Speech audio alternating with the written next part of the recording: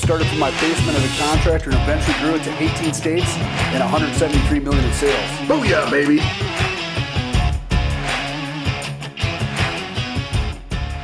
I just think that the vague term negotiated claim is being misused to make people think suddenly you can't act as an American citizen or entrepreneur because that violates the Constitution. And I looked at him and said, look, if you change this plan, you're going to have to deal with the repercussions down the road.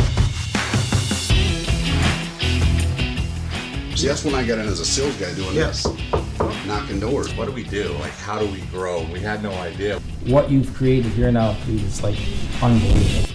And everybody's ignoring what we saw with the 95% of property casualty claims, which are $10,000 claims on average. Exactly. Booyah, baby! This is our liberty.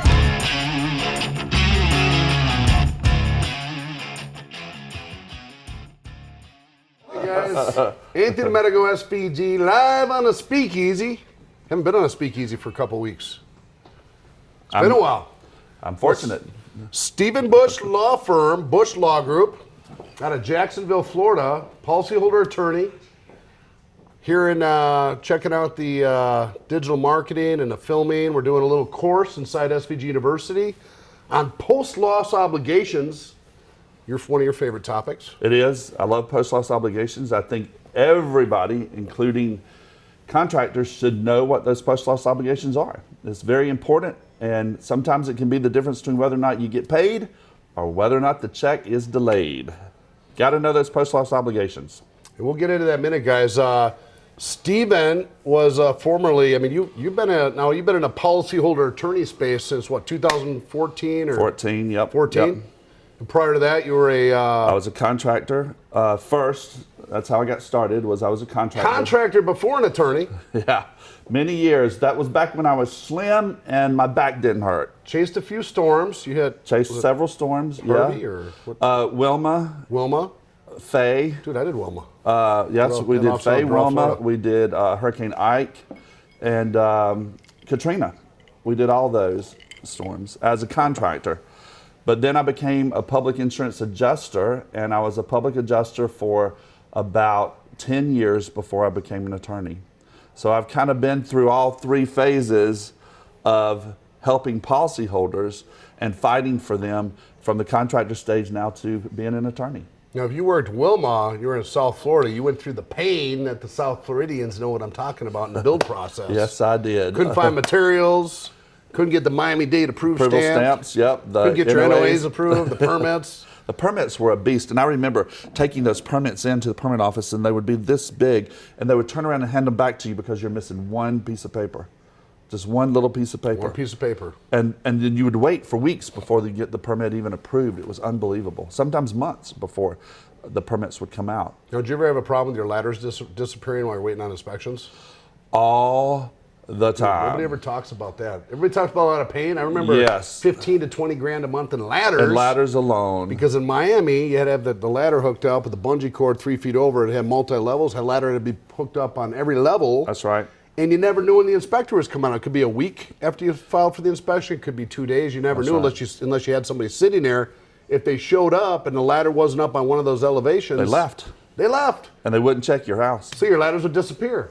So I'm like, why is there? I look at the P&L. I'm like, why are we spending 20 grand a month in ladders? Beautiful new ladders just disappearing. Yeah. So what we started doing actually during that time, and John came up with this idea, was we started laying the ladders down beside the house, and then every morning we would get the homeowner to go out and put the ladder back up in hopes that if they came that day, the ladder would be there. And then in the afternoons, if they weren't there by like 4 o'clock, because they didn't work past 4, put the ladder back down. So hopefully during the night they didn't get stolen. Yeah. That was happening everywhere during that time. 15, 20 grand a month in ladders. Yeah. I couldn't believe it. Yeah, it was unbelievable. If you could survive post-hurricane South Florida, you could survive just about anything in construction roofing, am I right? That's true. Well, Katrina in New Orleans was probably the worst and the roughest. That's pretty bad. Yeah, but But the build-back process is South Florida. Yeah, that's crazy. Yeah.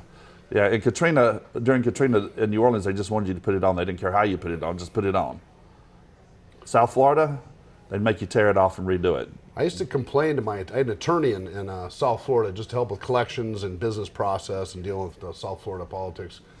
But you know, I was telling them, man, these guys can't collect this money from these people. They had, you know, they'd have 3 lawyers in the family. It's all wealthy people. They'd find a one line item if you're 91 days on your lien filing. They'd find a lawyer. Sorry, you lost your lien rights for no good reason. They just wouldn't pay. That's Just right. had a lot of lawyers. You know, people lawyer up down there, and it's a different game. But he's like, Anthony, don't feel bad. He goes, there's big construction companies, multi-billion-dollar construction, come over here from like Japan and different parts of the world, and they come build skyscrapers or buildings in South Florida. He goes, and they get their asses handed to them. It ain't just the storm thing, it's construction in general. Well, South Florida is definitely a different beast as far as insurance claims as a whole, from the process of being a public adjuster, being a contractor, and even being an attorney, whether it be a defense or plaintiff's attorney. It's just a different market down there. And it is tough, and you will get eaten alive down there if you don't get with it and know what you're doing. There was a guy, a broker, my insurance broker back then, he described, he heard I was opening up an office in Doral, which is right across from South Beach after Hurricane Wilma. I was in Orlando. He goes, what the hell are you doing going to South Florida? He goes, that's like playing professional football without the pads. That's right. I'm like laughing off, going, I know what I'm doing. Went down there, sure enough, 6 months later, I'm like, yeah, he's right. He was like, without the pads. Without the pads. So yeah. what? So you got into it. You evolved from contractor to public adjuster to policyholder attorney. That's a great pedigree. What got you involved? 2014. You must have been a little older going back and get your law degree. I was, and it was very hard because I hadn't been in school in a really long time. But you know, there's literally a 3-step process to being an attorney. It's that pre-approval process where you have to take the LSAT, and then you have to score so high, and then once you pass the LSAT portion and you get accepted into a law school who will take you, a lot of law schools weren't taking older students because older students have a more difficult time in law school.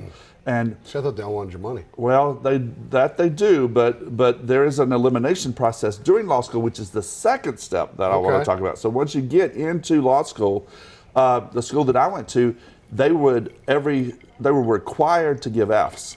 Now, not every law school does that, but the law school that I had was on a C curve and required to give at least 2 to 3 Fs per class. So it became very difficult. It was very competitive, and you had to fight for your seat, right? So once you pass step 1 and you pass step 2, the third step to becoming an attorney is passing that bar exam. Now, what was your 4-year degree? And you must have had a 4-year degree back in the day. I did, and it was in pre-legal studies. Pre-legal, okay. Yep, So so- you were kind of thinking about it back. Yeah, I knew I wanted to be an attorney since I was 8 years old. But you know, life has a way of taking You must have argued a lot growing and up. I constantly. It got me in more trouble with my grandparents than you could ever imagine. I was raised by my grandparents. But since I was 8 years old, I wanted to be an attorney. And my business partners throughout the years always called me legal boy. Or lawyer boy or lawyer guy. They would always make some reference to that because I always wanted to be an attorney, and I was very interested in the law and how it played into the running of our businesses. And then the opportunity came about in 2012 for me to be an attorney. As you know, we had that really long stretch there where we had no hurricanes, and there was just an opportunity, a space. So I took it, went back to law school, and Did you go full-time day or evenings? I did. or- I went full time. Yep. Full-time? Full time. And you knew going in it you wanted to focus entirely on this segment called policyholder attorneys. Right, insurance law. So what I did was I focused, and my last year and a half of law school, I really focused that time on being an attorney litigating for insurance. So I took classes like trial practice and procedure, advanced trial practice and procedure. I took insurance law, all those things to try to help get me into a position to where when I came out of law school and I hit the ground running, I knew what I was doing and I was ready to roll. So if you guys watching this right now, I know a lot of you guys know what a policyholder attorney is, or they call first-party attorney. They call it that First too. party property insurance. First party, litigator, yeah. Yep. But for some of you that don't, he sues insurance companies when they don't pay homeowners what they should, in a nutshell. And it's good to have guys like this in your Rolodex if you're a contractor, a public adjuster, obviously, because a lot of times these days, ever since the early 2000s actually, a lot of the big carriers are not playing by the book. Sometimes they put small print in their policies and exclusions, and sometimes they do a lot of weird things, and they spend billions, but they pinch pennies along the way. That's right. Sometimes it's not fair when you're getting pinched, and they need a little slap in the face by somebody that reminds them what the law is, and that's what policyholder attorneys do. And Bush Law Group comes to our conference, last 2 years in a row, 3 years? Last year, and then this will be our second one. This year, and now they're moving forward as an affiliate and doing some stuff with us here on the promotional and marketing side. Going to be teaching some classes. Did some classes. They did the CE credits last year at Win the Storm, which means for post-loss obligation, you had a series of 5, I think they were 1-hour blocks. There were 5 1-hour blocks of educational classes for public adjusters to get CE credits, and that was mostly for the state of Florida. But this continuing coming education year, credits for their continuing license. education. But this coming conference, we're going to try to expand that out a little more. Maybe offer it for attorneys, and maybe offer it for public adjusters in other states.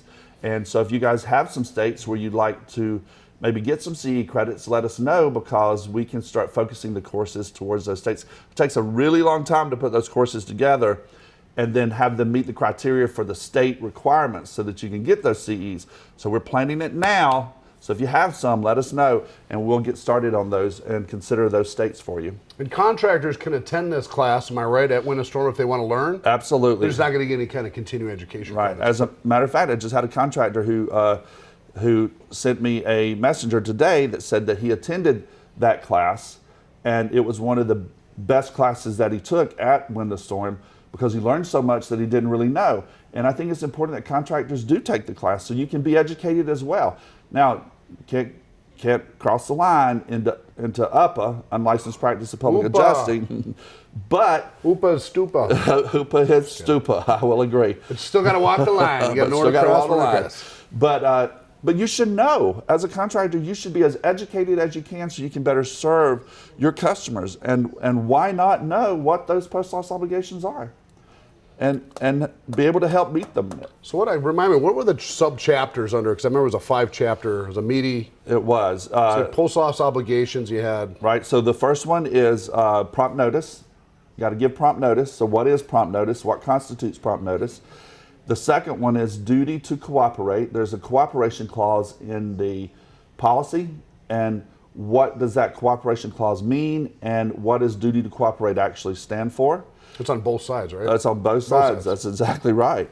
And then there is mitigation, mitigate the damages. To what extent are you going to mitigate those damages? How much mitigation is allowed? How much is not allowed? What's Can I going shrink too wrap far? the whole property? Right, exactly. What's going too And far? invoice after without permission? A little gray area A little there. gray area. You have examinations under oath. The big key lately with examinations under oath is who has to attend the examination under oath. Does the public adjuster have to attend?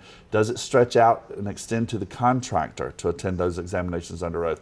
We're going to be talking about all of those, and actually that's one of the courses that we're going to be doing here tomorrow, a little segment we're going to be doing on examinations under oath. And then last but not least, my favorite, which if you guys follow me on Facebook, you know I've been preaching this for all year this year. My focus has been proofs of loss. What is a proof of loss? What constitutes an accurate proof of loss? How do you submit a proof of loss? What does a proof of loss do? And most importantly, what happens when the carrier rejects the proof of loss? We're going to talk about all of that. Wow. So that's a lot of stuff, because That's a lot normally of stuff. it's a 5-hour block of education. The magical thing we're going to try to do tomorrow is push that into a 5 to 10 chapter course where we shrink that down into maybe 10 or 15 minute blocks. That's right. You can still watch the long version, which we recorded at Win the Storm, which is inside the Win the Storm section of SVGU. But the short version, which a lot of guys want to get to the shorter version too, will be on an attestable automated testing course inside SVG University. And it's really great information for anybody, contractor, PAs, attorneys, even property owners. Well, if you know me, I can cut to the chase. I can cut out all the bull crap and get right down to the specifics. So we shouldn't have any problems doing that tomorrow. And I think it's going to be a great, just bullet point, straight to the point. Well, let's be honest, guys. Information. Attorneys like to talk. That's why he's an attorney. My job is to cut that down. You don't see all the edits and cuts in the bloopers. You know, and then together we come out we turn 1 hour into 15 minutes. Is what really happens. You know, but I often tell people, and people always tell me this. They say, "Well, you don't act like an attorney. You know, you don't treat us like an attorney." Because I don't think like an attorney. You guys have to remember, I was a contractor I was a public adjuster before I was an attorney. Those are my people. Contractors and public adjusters are my people. Attorneys, yeah, well, I deal with them every day. I know how they are. So we're going to do it. We're going to make it happen. So inside SVGU now, over the last, let's see, 2014, so you're looking about 7 or 8 years here, you've opened up as an attorney. You're in Georgia, Florida, North Carolina, Tennessee, Virginia, New Jersey, and Texas. Did I miss one? Nope, that's it. So you're licensed or at least operating in 7 states. Right. So our main office is in Jacksonville, and that's our hub. That's where all the information and the data comes into Jacksonville. And we work the claims, the cases, from the Jacksonville office, and then we travel to all these other states if we need to. But I have licensed attorneys within my firm who are all licensed in these states, and we handle claims in all those states for public adjusters and contractors for their clients and customers. So Georgia, Florida, North Carolina, Tennessee, Virginia, New Jersey, and Texas. Let me guess which state you have the most activity. In Florida, because you're headquartered there. Probably, I would say Texas next, or am I wrong? Actually, Florida and North Carolina. North Carolina. Well, yeah, we've got quite a few cases in North Carolina Okay. where things are kicking up because they just had some deadlines. And so there were a lot of I don't know a lot of flood attorneys in the policyholder segment that are covered North Carolina. So there's very few people that covered North Carolina. Tennessee, there's a couple of really good attorneys up there. Virginia, I don't know of anybody. New Jersey, I don't know of anybody. Yeah, but I don't know a lot in New Jersey. I know Jack Hanks has got coverage in quite a few states. Skipton's is in like 38 states, but beyond that, not a lot of nationwide coverage by any means. Right. The policyholder attorney segment is kind of a niche part of the whole legal industry. Because I got attorney friends here, they're like, what's a policyholder attorney? They don't even know. It is, and I still have to explain it to attorneys what it means, because when you say the word property, they think that you're talking about property law, like deeds, easements, real estate, things of that sort. And I'm like, no, we're insurance coverage litigation attorneys handling property. And then they go, oh, okay, the light clicks on. But it's a very small, kind of a boutique area of law that is not been very well known up until the last couple of years. And it is really especially a lot of attorneys who were trying to do personal injury decided they thought that they could do property. And then when they got into property, discovered that it's a whole nother realm, it's a whole nother ballgame. And it's nothing like personal injury. And they got themselves into a little bit of a fix because they didn't know what they were doing. And they called on us, and some of them did, and we were able to help them out, which I'm glad we did. But it is a very specialized area of law. I would almost say it's probably underserved. Very underserved. You're probably like, well, we like that because I take over the market that way. But when you go to these states like Texas, we got some different clients and customers. Bob Green and I do. Yep. John Hoteling's over there in Louisiana, and you meet all these different players, and they got kind of their turfs or their fiefdoms, so to say, in their areas. There's not really a nationwide policyholder attorney. There's not really a lot of press or publicity on this area of law. I mean, we've talked to a lot of lawyers, like I said, even local guys here, they don't even know what that is. That's right. Real niche. Merlin is probably the closest to being nationwide that there is, but even still, he doesn't cover every state, but he does cover quite a bit. But it's, and it is kind of specific really to areas that get a lot of storms. Colorado, Texas. Yeah. And Florida, that middle section, then Tornado Alley. Yep, southeastern portion of the United States. Probably don't see a lot. You probably don't see a lot in Oregon. I mean, some of those states you never hear anything up there. Washington State. Yeah. You don't hear a lot of activity up there. Yeah, that's true. Nebraska, but I think Nebraska didn't they get a hailstorm not too long ago? I thought. Well, Nebraska that's Tornado. That's Tornado Alley. The tornado. Oh, yeah. Yeah. Oh wow. They get a lot of tornadic activity. Oklahoma just got hit the other day with hail. I saw that. I couldn't believe that. What was it? Baseball size? Yeah, or was it golf ball? It was pretty big on social media. I couldn't believe that. Yeah. That was unreal. Especially for this time of the year. I think that's a little unusual. It's a little late. I mean, we're in hurricane season. Hail peaks at April, May, June, July, but really May and June is the peak. We see hailstorms in October. That's unusual. That's how I got here in Arizona. October 10th, 2010, a massive hailstorm, an anomaly hit here in Scottsdale. Wow. $1 billion. That's when I came open an office and kind of fell in love with the mountains here. But that hasn't happened since to that level. They get little tiny like pea-sized hail, stuff like that, but nothing big. Yeah. Usually here it's winds or monsoons, which doesn't do a lot of damage, but you get some wind damage claims from different types of activity. That's unreal. So now you told me today you're moving into possibly the residential segment of claims or commercial or? Right. We do a lot of residential and commercial claims already, but we're just looking to increase that and to take on more claims, both in residential and commercial. Yeah, because a lot of policyholders, a lot of PAs stay in the commercial area for large loss. They do, and then there's a for group, good reason. Again, demand Money. exceeds supply. You can only do so much, so obviously Right. you're going to focus on the higher number. There's a lot of public adjusters that are also doing residential and doing some great work. I work with a lot of public adjusters in Virtual PA in all these states. Yep. out of Florida. And they do unbelievable work for policyholders, but even they get stuck sometimes because we're in a very contentious market right now, and it's getting to be harder and All harder. sides are woke.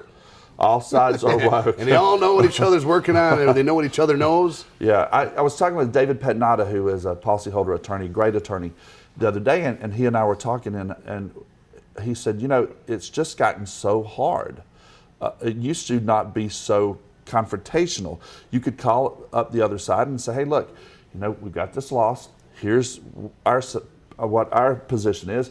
They tell you what their position is, and then you try to find some common ground, right? And then you could go and you could get the case settled. That doesn't happen today. In today's world, you have to litigate that thing out, and it's getting harder and harder and harder. If they smell that you might not, it's all the blood harder they in the push, water. right? It's blood in the water. Yep. They got to know that you're going to fight. That's exactly right. Otherwise, they'll never back down. That's right. That's exactly right. It's a chess game. Well, you have to be. It's sad to say because you have to be aggressive in your representation, but at the same time, you have to maintain some level of professionalism and decorum because of attorneys are supposed to extend professional courtesies, but when the other side starts abusing those courtesies, you have to put things in place, and we've kind of done that to keep these cases moving because they literally will take advantage of you now. I mean, it's unbelievable what's happening. Well, a lot of that has to do with not just with attorneys, but PAs, also contractors that are maneuvering through the same system. They're not lawyers, but let's be honest, they handle a lot of claims. People don't like to hear that, but the truth is 80% of the claims on the street are handled by the storm restoration contract before a PA or attorney ever sees it. Am I right? You're absolutely right. First responders, violent claims. That's why I think it's important that they be educated on these post-loss obligations. Enough to know how to maneuver and when to pass the baton when needed. Exactly, because we all have our place, right? And I am a firm believer that contractors should be contractors, public adjusters should be public adjusters, and attorneys should be attorneys. Attorneys should not be doing public adjusters' work, and public adjusters shouldn't be doing contractors' work, and contractors shouldn't be doing public adjusters' work. We all have our place. If we all stay in our lane and do what we're supposed to do, and we do it to the best of our abilities, then we better serve the policyholders in the end. Since there's only a handful of policyholder attorneys nationwide, right. and quite honestly, there's not enough public adjusters to serve Mrs. Smith's needs either. No, there never is. So maybe we should just form a publicly traded company, put everybody in a different division, and work together as a team like the insurance companies do. That's an What say you? excellent idea. That's I'm not in. the price where I go. I'm in.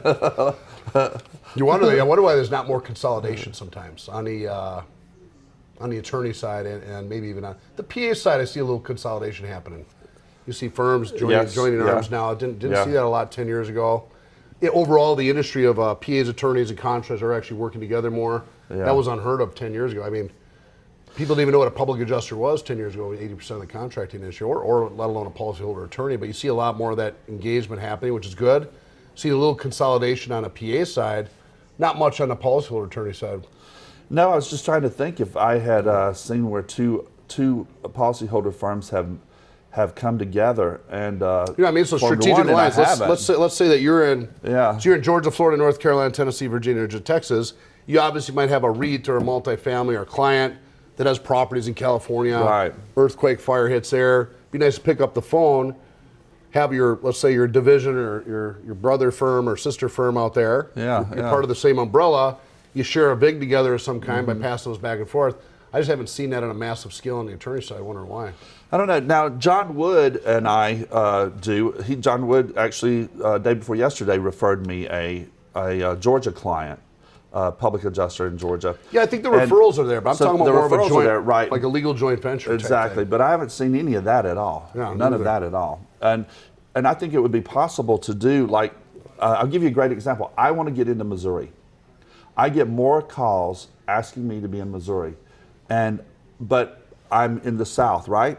So Missouri's a long way away, and it's not easy for me to get there. So I would love to partner up with a law firm in Missouri and maybe do a joint venture. So if to anybody where we could watches trade this each and they reply to you, just remember I get 1% of all transactions for at least 10 years. Yeah, there you go.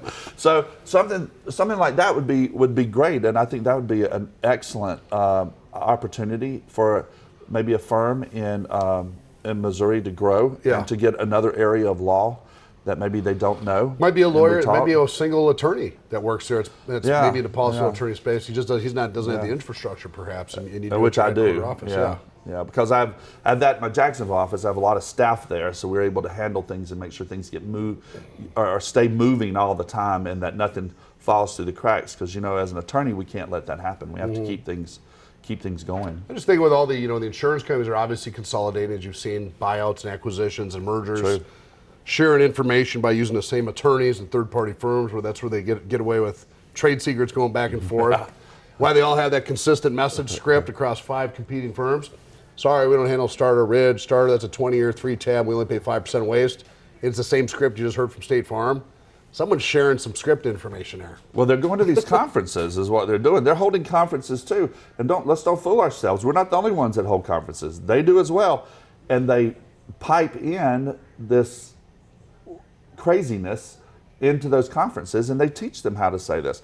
Why do you think in appraisal? I'll give you a great one. This is great that you brought this up. In Georgia, the Lamb versus Allstate, right? You can't go to appraisal except for scope only, right? And the scope has to be determined by what the insurance company determined, not what you say.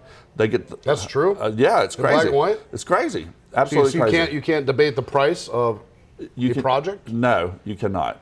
Not in appraisal in Georgia. It's crazy. Kind of defeats the purpose. It absolutely defeats the purpose. So now that has started picking up in other states. And we've started seeing it happening in Texas and Illinois.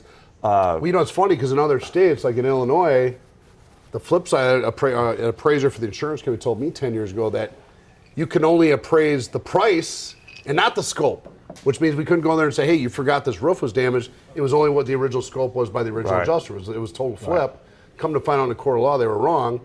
The judge said, no, if we're going to appraise, we're appraising the difference of opinion here in its entirety. Overruled. I don't even know if it was in a fine print, but that didn't work for them there. Well, Trey Flournoy in my office, along with Elaretha Coleman in Georgia, are trying to overturn this Lamb versus Allstate ruling. And it's been very difficult in Georgia to even get before the appellate court because of the way it's set up in Georgia. But we've been making some headway there on trying to overturn that. But that's probably... You attorneys don't really like appraisal anyways, do you? I'm just kidding. We want to go to court on this. Well, we're trying to litigate. We're not trying to hand it off to somebody else, let somebody else do it for us, right? So I think appraisal has its place. I really do, and I have. It's really grown here in the last 10 years. Yeah, and I have used appraisal in cases where I thought it was going to be beneficial to use an appraisal instead of litigate it out, but appraisal has become so contentious, and the carrier has started to manipulate the appraisal process. Make their own rules. So badly, and just not pay the awards. No. That appraisal, in my opinion, right now is the wild, wild west. Couldn't you have the potential consequence of bad faith by not honoring your own appraisal system and award? You could. On top of if it did get litigated? You could, but the element there is they are claiming it's not covered. It was a coverage issue. So then you wind up litigating that issue all out just to get them to pay you the award that they should have paid you in the first place. Mm-hmm. I actually have one in Florida right now. It's a death case where a lady, Al Molo in my office is working the case. She died in her home, and 2 weeks later they found her. And they came in and they had a company come in and remove her and then remove, all of the debris from the body decomposing. And the insurance carrier claimed it was mitigation expenses, and it was capped at $10,000. It went to appraisal, got an appraisal award of about $80,000. Under what premise? An appraisal, just because it wasn't mitigation. It wasn't mitigation. What did they call it? It wasn't emergency services. Rather, Okay. I'm sorry. It was damages, and it was under coverage A. It should have been under coverage A damages. Well, the insurance carrier didn't pay the appraisal award, so we had to file a petition to enforce the appraisal award. And we've been litigating that out, and now we've got them down to the very last piece, and we're going to trial on that. I think in February, it's set for trial. What's the potential consequence of the carrier if that goes in your favor? Hopefully, it's something that teaches them a lesson. But what are they? Is it double damages or triple appraisal? Right. So what happened was Al did a motion for summary judgment. The motion for summary judgment showed that that it was not emergency services, right? So once the court ruled that this was not an emergency, the emergency had expired. Was that decided by a jury or a judge? That was by the jury. By a judge. By a judge. Right. The motion for summary judgment was decided by the judge. So at that point, the carrier was put on notice that the appraisal award should have been paid. They didn't pay it. Still didn't pay it. Still didn't pay it. They still Did litigated the clock it. start ticking? Right. So what Al did was he filed an amended civil remedy notice with the court, with the state, served it on them, gave them an additional 60 days and said, listen, the summary judgment motion was in our favor. You owe the appraisal award. Pay it. Amended the civil remedy notice. This is in Florida? Yep. Went Florida. past the 60 days, and they still didn't pay it. So now So you're moving into bad faith? So possibly? now we've moved them into the bad Which faith is what? area. Is it 2 times damage or 3? It could be up to 3 times. So instead of 80,000, we're looking at 240. Exactly. Right. See, guys, if you don't have somebody that pushes the envelope there, they'll keep doing it. They'll keep doing it. So the more times, people hate to bring an attorney, and obviously they have to solve a problem. Yeah. But sometimes when a bully in a room or somebody that's used to getting away with something doesn't get slapped in the face once in a while, they'll keep doing it. They'll do it more aggressively, human nature. And I'll tell you, I've got some of the best attorneys around. It took me a while to find good attorneys that were aggressive, but at the same time knew how to read a policy and knew how to litigate a claim. It's a skill set. Litigation is a skill set. And you have to have someone who has that mentality and that personality to be a litigator. Now, is there, just out of curiosity, is there a, I already know the answer because I've asked other attorneys this, but there's no school to learn this, no certification, no online university to learn this portion called policyholder attorney? Not that I'm aware of. I've never seen how to anything litigate at all. or how to read, There's all these trial attorney, trial lawyers university and things like that. We can go learn how to be a trial lawyer. Right. But there's nothing. But that niche area. There's nothing that teaches you how to litigate this particular area of law. And you have to understand it because, most attorneys don't even know how to look at an Xactimate and tell you what it says. Right. Thank God I was a public adjuster and a contractor. So, and I have a public adjuster on staff who works with the attorneys to make sure that when they're going through scopes, Xactimates, are getting bid items, things of that sort, they actually know what they're looking at and they know what they're talking to. And I love to get in front of adjusters, field adjusters, and in front of engineers in deposition because they start trying to tell you, oh, you don't know how to put on a roof. And I'm going, oh, wait a minute. Actually, I do know how to put on a roof. I put on a roof in my day. Well, it's funny, you go as a contractor, you guys watch this and know what I'm talking about, you go get your GC license, your roofing license. Some states like Florida, you gotta bring in a stack of books like this. You gotta take the pre-exam. Some of those are hard tests. Some states don't have testing, but some do. They're very hard. And like Florida, Hawaii is tough, Minnesota, Illinois. There's different states that have different tests. But you're learning how to look stuff up like code. What type of lumber do I use when the temperature's this and on this type of ceiling? Stuff you're probably not going to use again, That's but right. it's the basics of contracting. That's right. But you don't really learn how to run a business per se. You know what I mean? And you don't really learn until you get out there and do it. Yeah. You know what I mean? Like how Get your nose beat in a you get little some bit. basics on accounting and legal, but not really. And when we launched SVG University, because when I went through this industry, I learned everything the hard way, from sales, with sales manager, becoming an owner, and then being a storm restoration contractor. You go to 10, 12, 15 different states. You learn some stuff along the way. Yes, you do.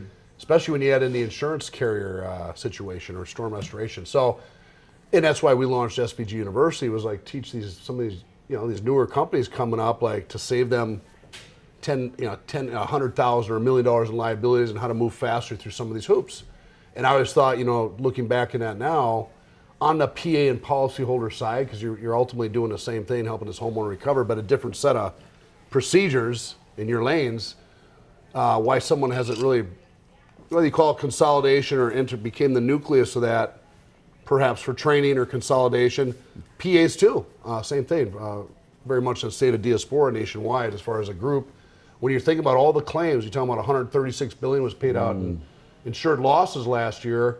Probably a lot bigger number on total catastrophe, but paid claims, that's a lot of money. That's a big industry, and there's a small group of people that are helping regulate it. More power to you guys that are. Why isn't there more? Why isn't there some movement by these organizations, perhaps on a PA side, maybe on a lawyer side, to develop more and develop visibility, maybe in colleges, if this is a real industry that someone go into, just like being a fireman or a lawyer or a general lawyer or whatnot. This is like a cool industry. I think there's some growth opportunity there. Well, it's not going to go away, right? Storms are going like this every year now. They are. If anything, it's going to increase. So we're always going to have losses, and we're always going to have this David versus Goliath relationship between the carriers and the policyholders, right? But the policyholders need a voice. That's what I preach all the time. They need a voice. We are the voice for the policyholder. So you should be able to have the best voice possible, right? And the best voice possible is to be as educated as you can, and then learn how to get the marbles out of your mouth, because they got them out of theirs. They know what they're saying, and they say the same things every day to everybody. You got to be able to do that too, and you have to be able to form your arguments, whether you're a contractor, public adjuster, or attorney. How are you going to reach 250 million or 333 million American citizens? 250 million being the adults that might own homes. But you're going to have to do it through more people in the industry. You can't even advertise. I can't even advertise. You're going to be avoiding, they're going to hire you first. But there are millions of people. So, the APA, Doug Quinn, AAA, Matt Behrens, they've started these non-profits to really focus on the consumer side, which I think is great.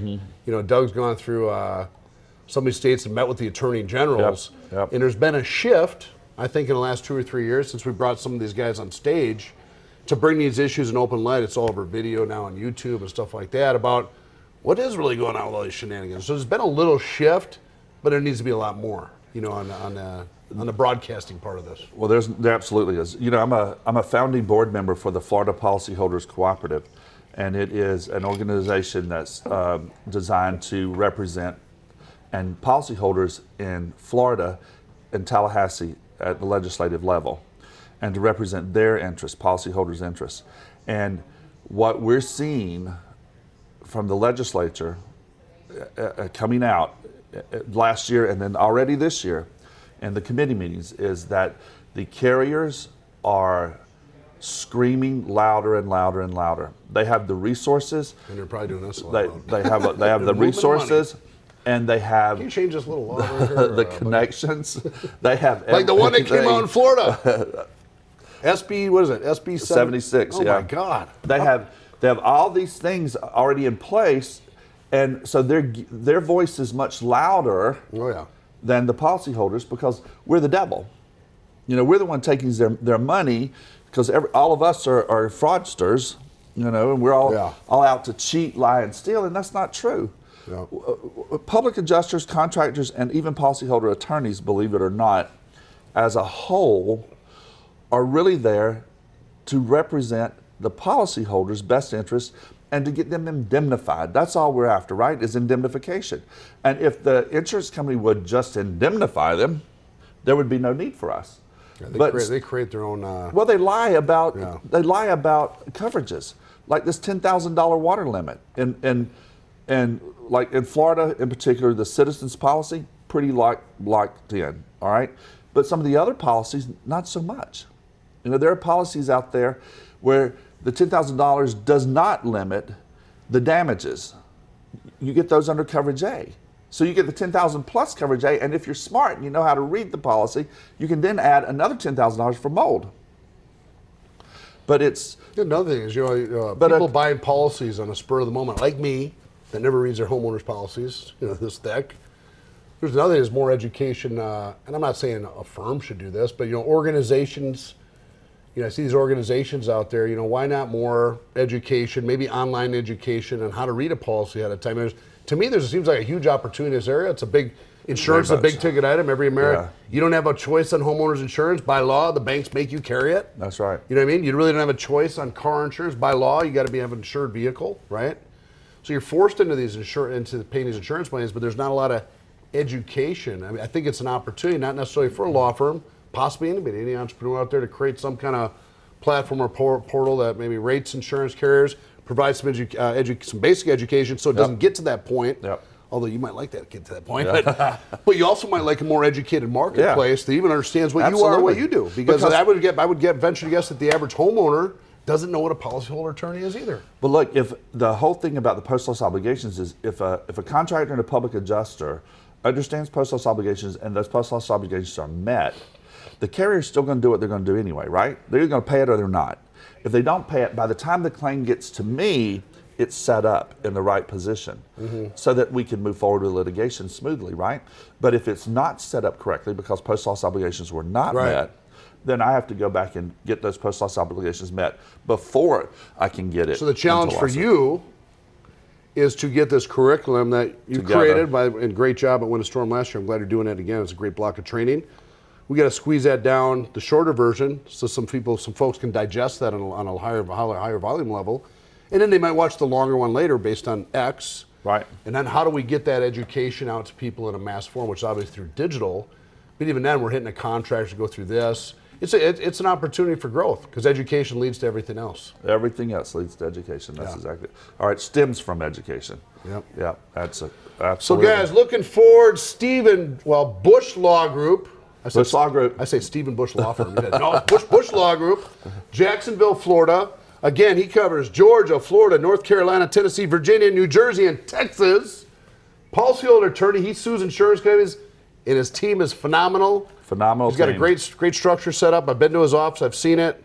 Some hardworking cats over there. Or attorneys, not cats, but attorneys. Some of the best in the business. And he's going to be coming to Win a Storm, guys, again. He's going to, again, put together a 5-hour block of training for you guys that want to get continuing education credits, qualify for them. It's available for PAs, possibly attorneys, contractors coming to be educated at Win a Storm.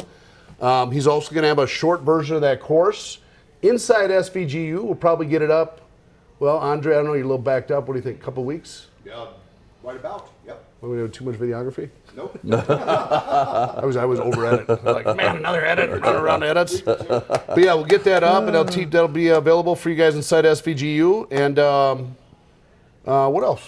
Anything else? Nothing that I can think of. You got a block of training. You got a big booth. You got a big booth at Win a Storm. We do. We have a big booth at Win a Storm. You bought a bunch of VIP tickets, I saw. Some VIPs. I like that. Yep. Got to get in there. So if you're his client, he says that he's provided VIP tickets to all his roofing contractor clients. That's what I heard. Did I hear that? Just kidding. Just kidding. We might have to do some finagling there. Yeah. Maybe that's a new client sign up. A new client sign up. Bring a claim to Bush Law Group. Get a VIP ticket. Get a VIP ticket. Hey. We might talk about that. That helps me sell. All right, guys. Stephen Bush Law Firm, Jacksonville, Florida, here on a Speakeasy. He'll see him at Win a Storm here, February 14th, 15th, 16th in Dallas. We're going back to Dallas. Never been to Dallas, but that's Storm Capital. Oh, wow. Love Dallas. Lots of contractors there, lots of storms, lots of fun stuff. We got the Dallas Cowboy. It's Super Bowl week, guys. It's Super Bowl weekend. It's Valentine's Day. We got the Dallas Cowboy cheerleaders coming to do a AC/DC Thunderstruck performance at our Super Bowl party on Sunday. That's before the conference. Then we got them doing a live performance at our opening act, and we got them an industry award night at the House of Blues in Dallas. We got Herschel Walker, Hall of Famer, Heisman Trophy winner, 1982. Wow. He's also running for, I believe, RNC Senate in Georgia. Yep. Hopefully he wins.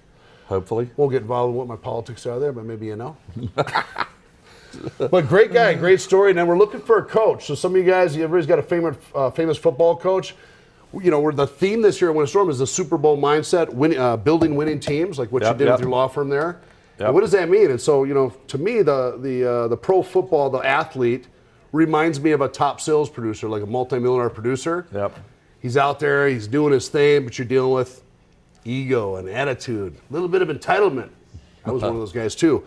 But also a great success story, you know, growing up. And you got the coach.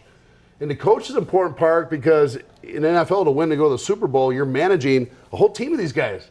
Some of these guys make $15, $20, $50 million a year. And you're dealing with the same thing. And how do I build this team to win against all these other coaches and teams doing the same thing? Phenomenal competition to get to the Super Bowl. Yeah. The same thing happens for contractors and entrepreneurs in any industry, trying to build their teams every year and move the chess pieces around. It's a game. I'm doing it in my own office right now. How do I build that winning team so I can go to the Super Bowl? We call it the Super Bowl mindset. So I think the coach, the player, the Dallas Cowboy cheerleader is just for fun. You got to have fun, or you know, too much work without fun is no fun. No fun. So they come out and do a performance, but really hear from a top player and a top coach who manages these top players how to put it all together. So we're excited about that. Win the Storm Conference. See you there, guys. Bush Law Group. See you soon. Booyah, baby.